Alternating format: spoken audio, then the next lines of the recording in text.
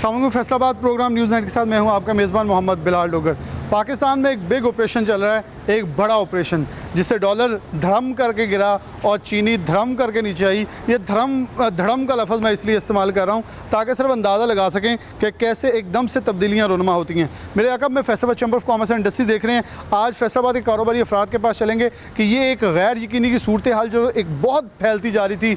Dollar बेलगाम था, हर चीज़ बेलगाम थी, गरीब मर गया, पिस गया, तहस नहस हो गया। अब उसकी एकदम से बैक रेवोल्यूशन देख रहे हैं इस अंदाज में कि चीज़ें डॉलर डिवैल्यू होकर रुपया तगड़ा हो रहा है, चीनी गिर रही है और इसके असरात आने वाले दिनों में किस मार्केट में कितने इम्पैक्ट होंगे। अगर ये इम्पैक्ट ज़्यादा होते हैं, डॉलर मज़ीद नीचे आता है और ये जो ऑपरेशन शायद किसी जमहूर पसंद लोगों को करना चाहिए था लेकिन वो सिर्फ अल्ले तल्लों में लगे रहे तो उनको करना पड़ गया, जिनके ऊपर तनकीद हुई। अब वो उस तनकीद को रिमूव करें तो उसके फ़ायदे कितने हो रहे हैं और कारोबारी अफराद इस पर अपना क्या मौक़िफ़ रखते हैं। वेलकम बैक नाज़रीन, दोबारा से प्रोग्राम के अंदर खुशामदीद कहते हैं। चेयरमैन गारमेंट सिटी हमारे साथ मौजूद हैं, रेहान नसीम बराड़ा साहब और मोहम्मद तैयब मौजूद हैं, एग्जीक्यूटिव मेंबर चैम्बर हैं, एग्जीक्यूटिव मेंबर अबूमा भी हैं। रेहान भाई, पाकिस्तान के अंदर एक चीज़ फ्लक्चुएट कर रही है, बड़ी वायरल हुई है, एक ऑपरेशन हो रहा है, हर चीज़ को कंट्रोल किया जा रहा है, जो कि कारोबारी अफराद के लिहाज से मेरा सवाल ये है, आप इसे कैसे देखते हैं कि पाकिस्तान में हर चीज़ बेकाबू और बेलगाम घोड़े की तरह भाग रही थी, अब एकदम से ऐसे लग रहा है जैसे उसे रोकने की और जायज़ कोशिशें की जा रही है। आप इसको कैसे देख रहे हैं कि बहुत सारे हल्के ये भी कह रहे हैं कि देखिए ये जमहूरियत के ख़िलाफ़ है, लेकिन शायद जमहूरियत में रहने वाले लोगों ने वो नहीं किया जो कि शायद अब उनको करना पड़ गया, जिनके ऊपर उंगलियां उठ रही थी।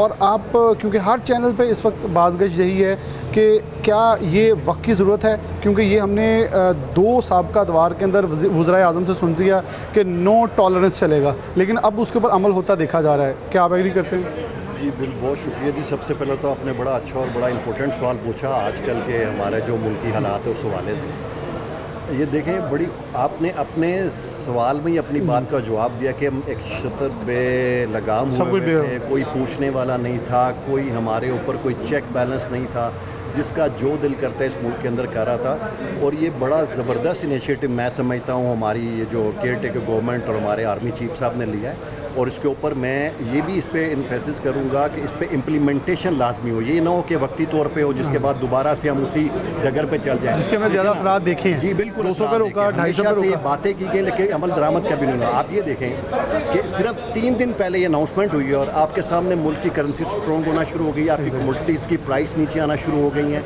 ये बहुत बड़ा एक पॉजिटिव वो है।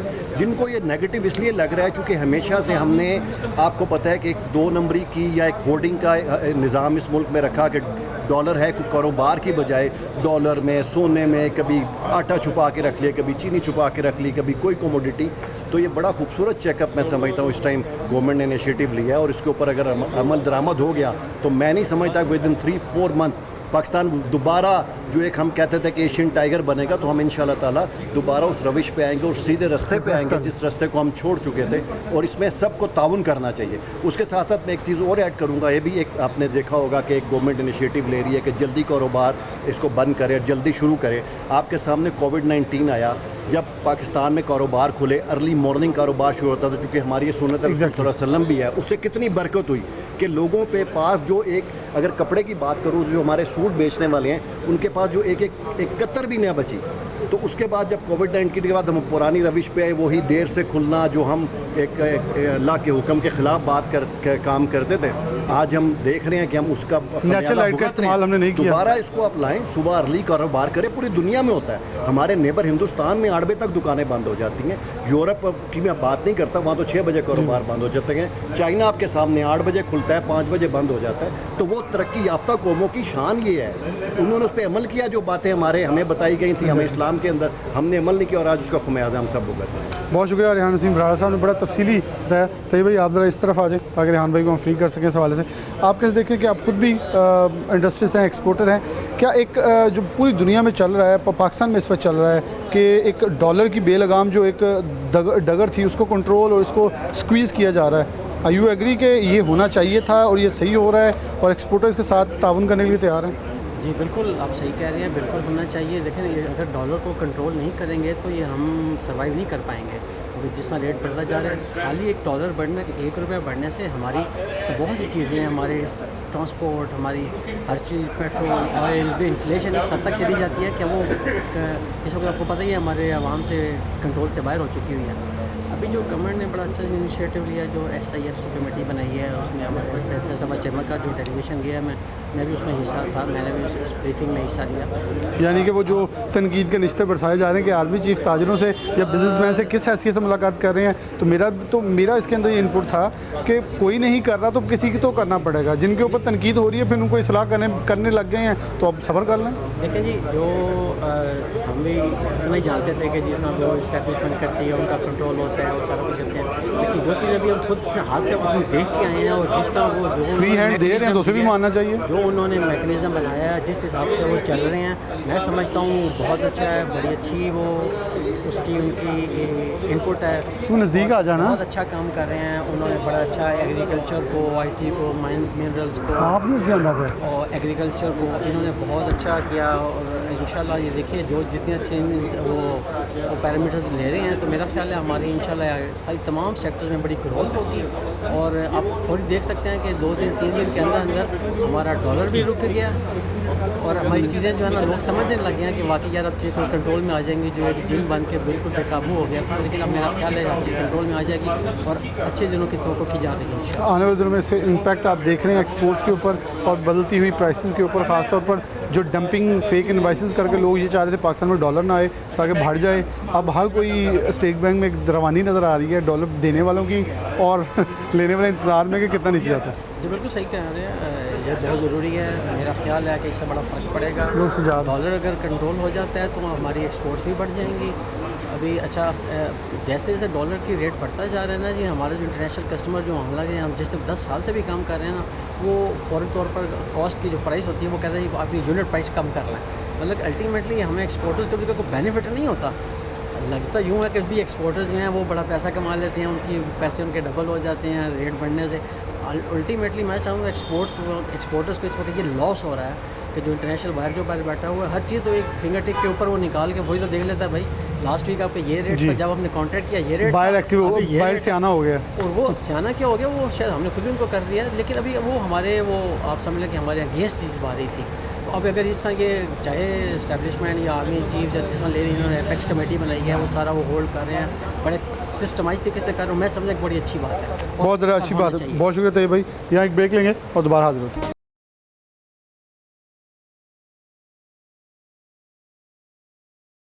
प्रोग्राम में आगे बढ़ें तो बात करें हम युआन के हवाले से और ख़ास डॉलर की फ्लक्चुएटेड प्राइस और ख़ास तौर पर इसके असरात और मुल्क में होने वाला एक ऑपरेशन।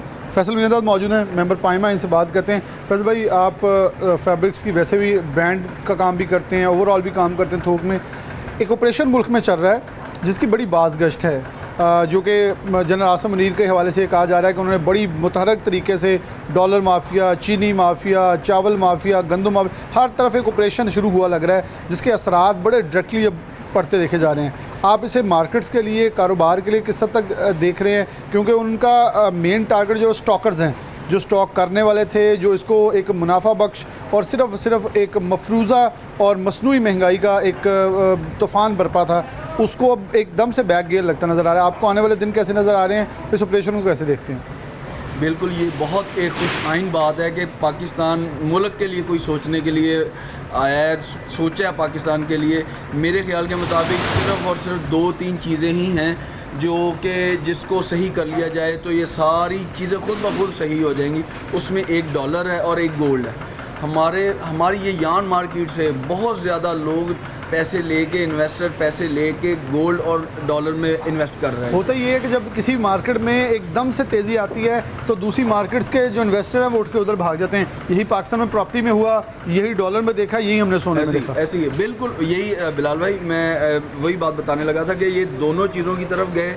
डॉलर देखे ना, डॉलर में और गोल्ड में इन्वेस्ट करने से का मतलब ये हुआ डंप हो गया कि सब कुछ। डॉलर जो है वो सारा ऊपर ब्लैक मार्केटिंग स्टार्ट हो गई, वो ऊपर जाना शुरू हो गया। उससे क्या हुआ, ऑटोमेटिकली भले ही इन मार्केटों में इन्वेस्टर नहीं था, लेकिन रॉ मटेरियल सारा कुछ तो बाहर से आना था, डॉलर से ही आना था।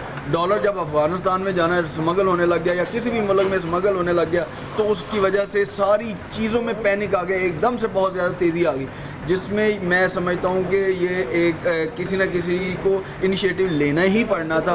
वो आर्मी चीफ ने लिया, हम इनको बहुत ज़्यादा वार्म वेलकम करते हैं। भले वक्ती तौर पे हमें बहुत ज़्यादा नुकसान हो सकता है करंटली, क्योंकि ज़ाहिर बात है तेज़ी के हिसाब से हर बंदे ने फ़ायदा भी लिया, फ़ायदा पहले लिया हुआ है, और कुछ माल सर पे भी होते हैं या कुछ थोड़ा बहुत इन प्रोसेस में होते हैं, उनसे नुकसान वक्ती तौर पे हमें ज़रूर होगा, लेकिन in the long run Pakistan का फ़ायदा है, बल्कि पूरी कौम का फ़ायदा हमारा। क्योंकि पिछले 2-2.5 साल से जब पीटीआई की गवर्नमेंट जाने वाली थी, नून लीग की आई थी पीडीएम की, तो ये कहा जा रहा था डॉलर ओपन मार्केट और इंटरबैंक मिलने का नाम नहीं ले रहा।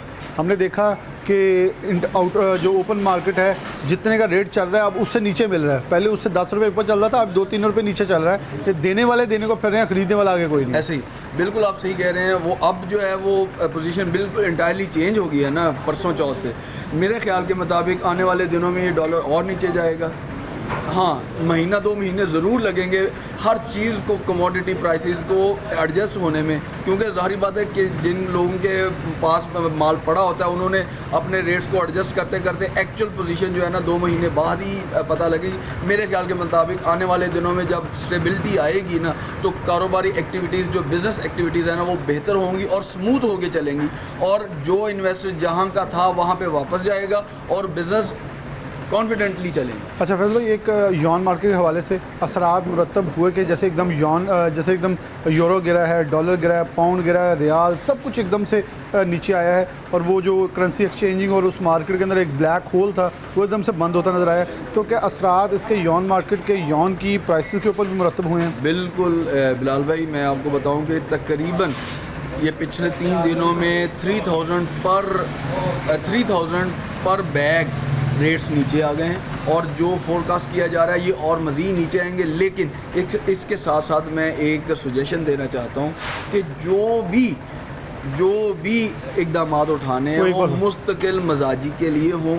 ये नहीं होना चाहिए डबल कि जी ये हाँ महीने के लिए ये काम हुआ जी, सबको डंडे के साथ उठाया, ये किया वो किया।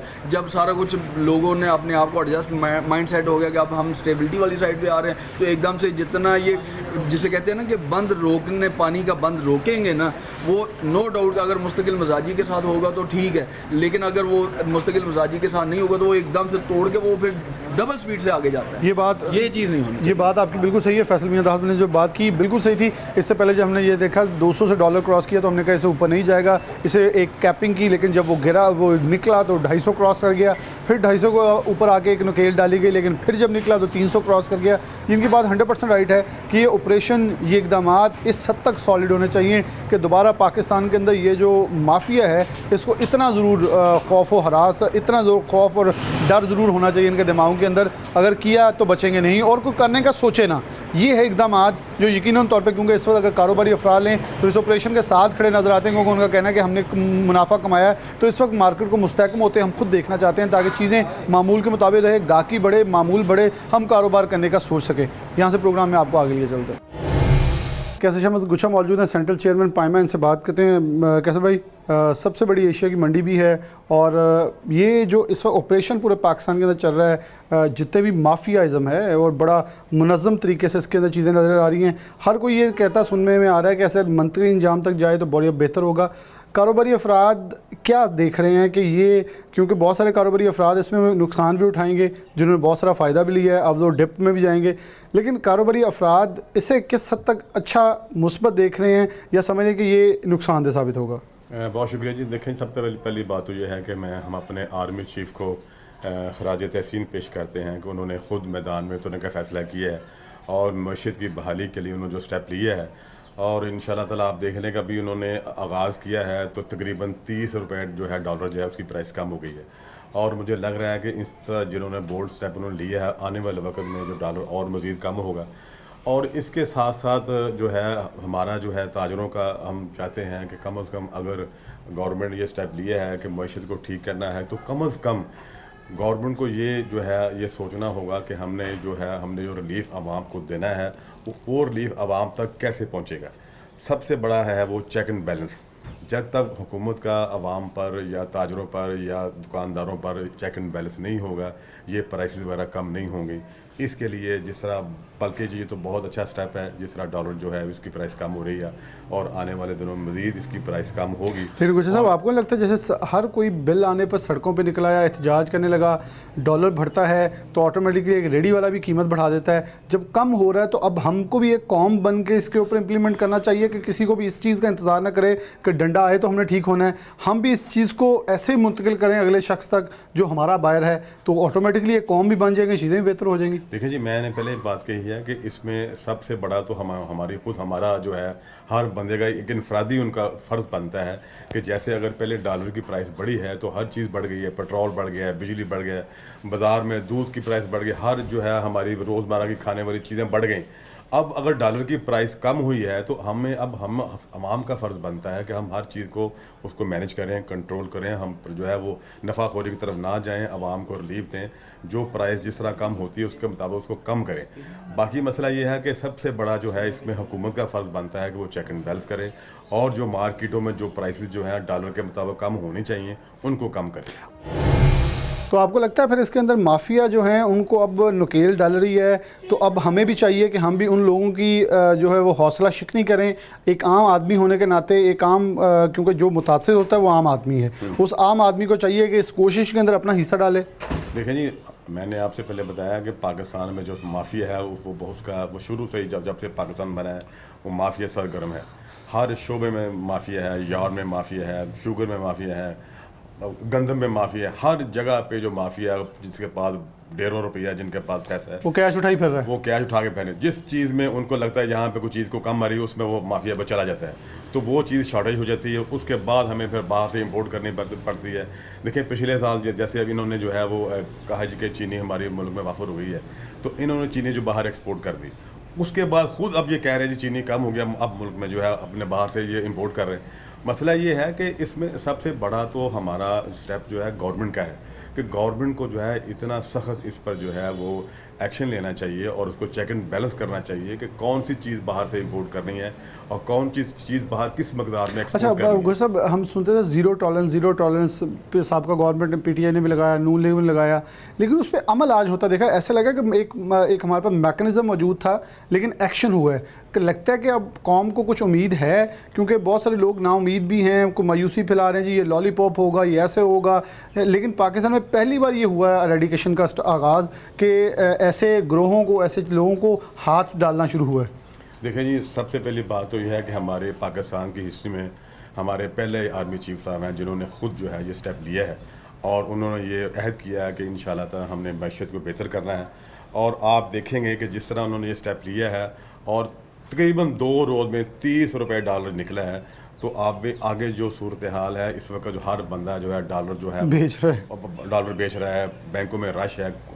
मुझे लग रहा है कि इंशाल्लाह ताला आने वाले दिनों में कम से कम ये $100 तक नीचे चला जाएगा। चलें जी, ये बहुत बड़ी एक कारोबारी अफराद की तरफ से उम्मीद है और ख़ासतौर पर एक अच्छी चीज़ ये है कि कोई भी कारोबारी शख्स जो है इसके ख़िलाफ़ नहीं बल्कि इसकी सपोर्ट में नज़र आ रहा है कि हम चाहते हैं चीज़ें मामूल के मुताबिक हों। अगर किसी ने कमा लिया बहुत ज़्यादा तो अब वो इसे रिटर्न करे और अपनी एक्चुअल चीज़ें जो हैं वो प्राइस के ऊपर आगे चलें ताकि हर कोई जो है मुनासिब ज़िंदगी के अंदर गुजर बसर अपना मुमकिन बना सके। एक ब्रेक लेते हैं, दोबारा।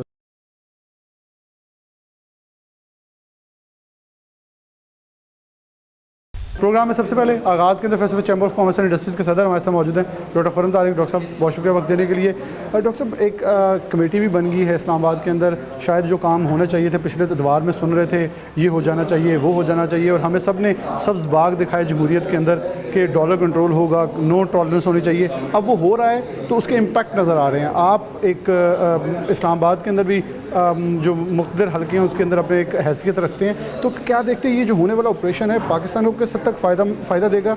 और क्योंकि आप बहुत सारी कमेटीज़ के अंदर बहुत सारे लोगों के नज़दीक हैं, तो क्या ये फिर लॉन्ग चलेगा और मंतकी इंजाम तक पहुँचेगा, जो हर एक का एक बड़ा सवाल है इस वक्त? देखिए, एक तो ये इस तरह का ऑपरेशन पहले कभी नहीं हुआ और ये इतना क्विकली सक्सेसफुल है और ये वक्त की ज़रूरत थी, ये पहले कोई नहीं कर सका। और हमारे जो भी सो कॉल्ड डेमोक्रेट आते रहे हैं उनमें किसी में इतनी हिम्मत नहीं थी या विलिंग नहीं थी।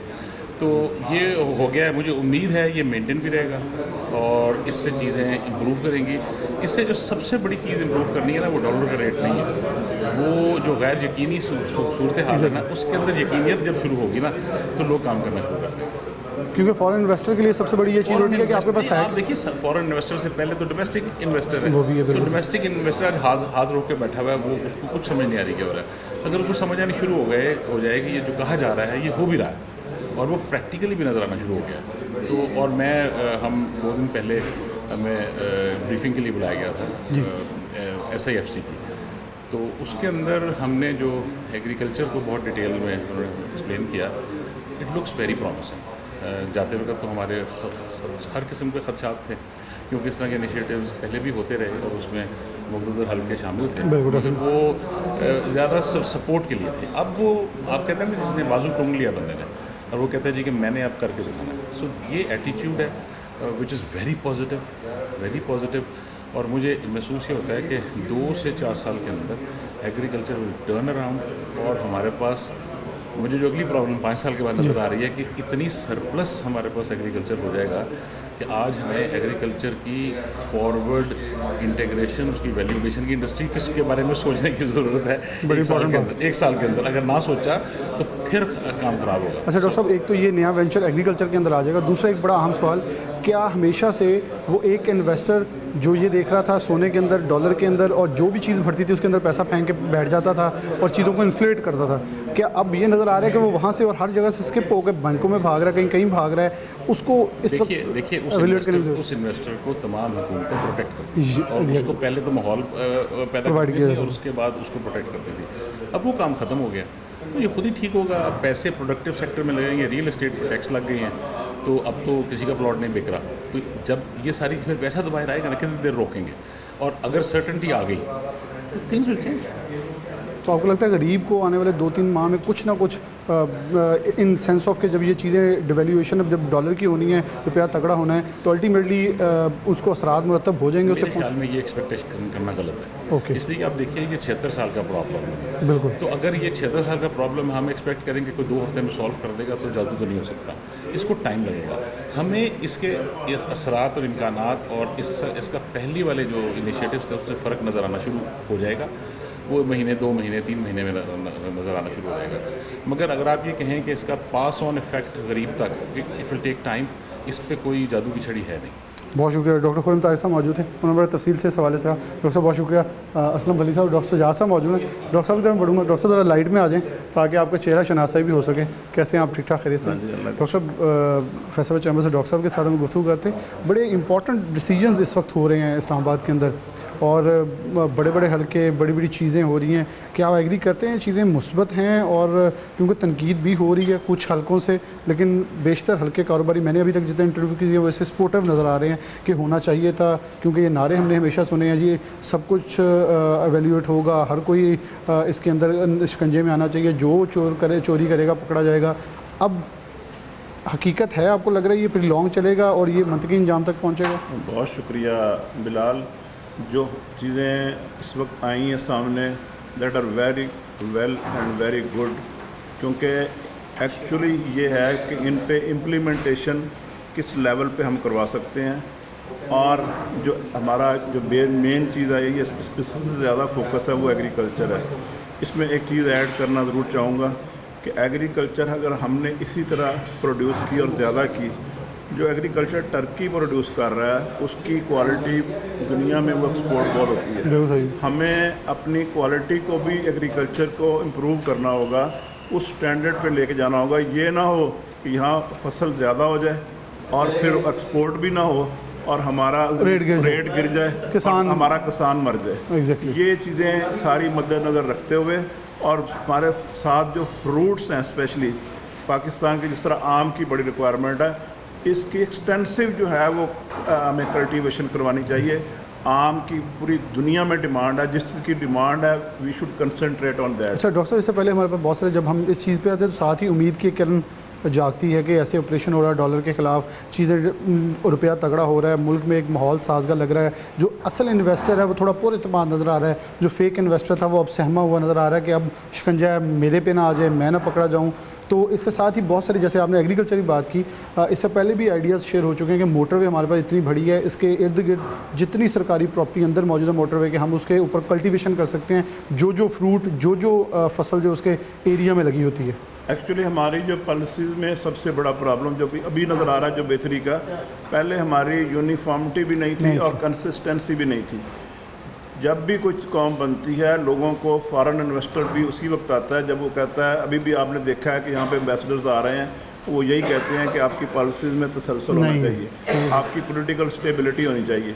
जब तक पॉलिटिकल स्टेबिलिटी और कंसिस्टेंसी ऑफ पॉलिसीज़ नहीं होंगी, हुकूमत नहीं आएगा, सिस्टम नहीं ये डेवलप नहीं होगा, उस वक्त तक लोगों को अंधेरा नहीं नज़र आना चाहिए। लोगों को नज़र आना चाहिए कि अब हमने ये इन्वेस्ट किया, अब हमें ये पॉलिसी चलेगी।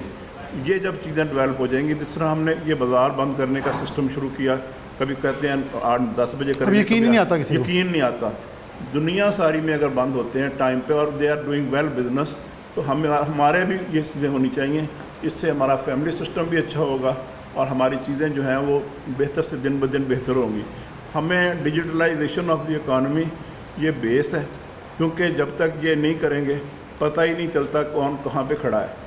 जो बंदा भी है जहाँ पे है वो पूरा उसकी सिस्टम की असेस होनी चाहिए।